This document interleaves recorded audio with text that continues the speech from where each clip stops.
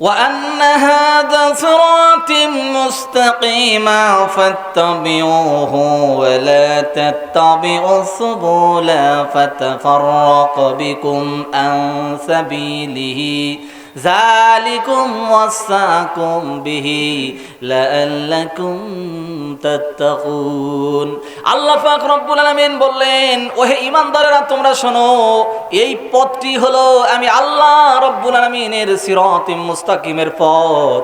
এটা হলো সহজ সরল সোজা রাস্তা, হলো জান্নাতের রাস্তা। এই রাস্তা ছেড়ে তোমরা কোথায় যাবে? এই রাস্তা দিয়ে চলো, সোজা জান্নাতে চলে যাবা। আর যদি তোমরা বাঁকা পথে চলো তাহলে সোজা চলে যাবা জাহান্নামে। এই জন্য আল্লাহ পাক রব্বুল আলামিন ডাক দিয়ে বললেন, তোমরা কখনো শয়তানের পদাঙ্ক অনুসরণ করো না। শয়তান প্রকৃতির লোকগুলির আদর্শ তোমরা নিজের জীবনে মেনে নিও না। এই জন্য আল্লাহ পাক রব্বুল আলামিন বললেন, নিজের জীবনের সঙ্গে, নিজের জীবন থেকে পারিবারিক জীবন, সামাজিক জীবন, রাষ্ট্রীয় জীবন পর্যন্ত তোমরা কোরআনের আদর্শ মেনে নাও, রাসূলের আদর্শ মেনে নাও, তাহলে তোমরা জীবনের সফলকামী হয়ে যাবে। ও দুনিয়ার মুসলমান ভাইয়েরা, নামাজ যখন আদায় করেন সকলেই পড়েন ইহদিনাস সিরাতাল মুস্তাকিম, বলেন ঠিক কিনা? সকলেই পড়ে ইহদিনাস সিরাতাল মুস্তাকিম, হে আল্লাহ আমাদেরকে সহজ সরল সোজা রাস্তা দেখায় দাও। কিন্তু যখন নামাজ মসজিদে পড়ার পরে মসজিদ থেকে লোকটি যখন মসজিদের বাহিরে চলে যায়, বারান্দায় চলে যায়, আঙ্গিনায় চলে যায়, অথবা দুনিয়াবি কোনো কাজে চলে যায়, ওই লোকটি তখন আল্লাহর কাছে করা ওয়াদার কথা ভুলে যায়। কথা বলেন ঠিক কিনা? ওই মানুষটি ভুলে যায়। তারা মনে করে, কিছু সংখ্যক লোকেরা মনে করে শুধুমাত্র ইবাদতের জায়গা হলো মসজিদ, মসজিদের মধ্যে শুধু আল্লাহর কথা হবে, রাসূলের কথা হবে, এখানে কেন হুজুররা কেন রাজনীতির কথা বলে? ও ভাই, এরা বোঝে না আসলে পুরা কোরআনটাই হলো একটা রাজনীতি। কথা বলেন ঠিক কিনা? কোরআনের রাজনীতি ছাড়া পৃথিবী অচল।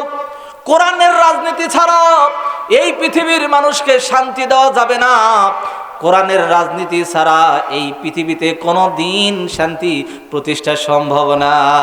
এই জন্য আল্লাহ তাআলা বললেন, ও বান্দা তুমি নামাজের ভিতরে দেই পড়ো ইহদিনাস সিরাতাল মুস্তাকিম। ওই ইহদিনাস সিরাতাল মুস্তাকিমের পথটাই হলো সহজ সরল সোজা জান্নাতের রাস্তা।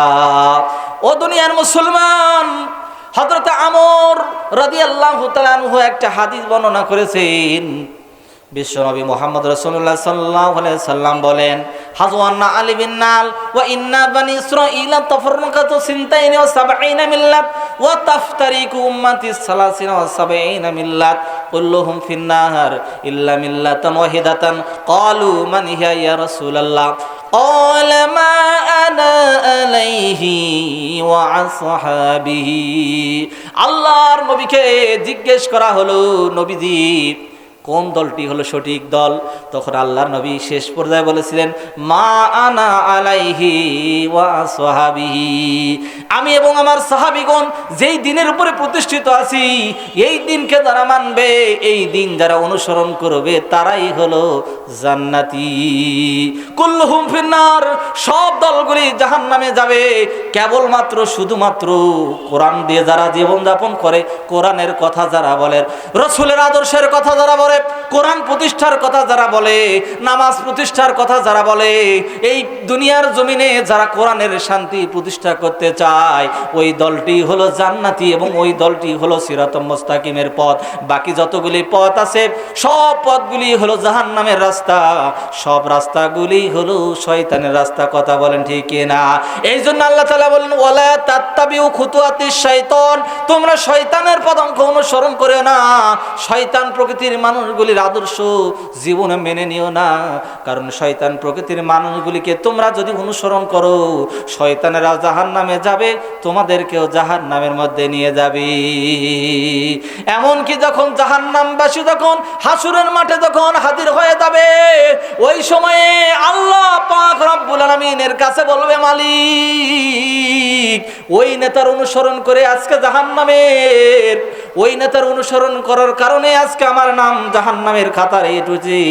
ওগো আল্লাহ, ওই নেতাকে দেন, ওই নেতাকে পায়ের নিচে ফেলাইয়া, ওই নেতাকে পায়ের নিচে ফেলাইয়া পিষ্ঠিত করে ওর উপর দিয়ে আমি জাহান্নামের মধ্যে হেঁটে যেতে চাই।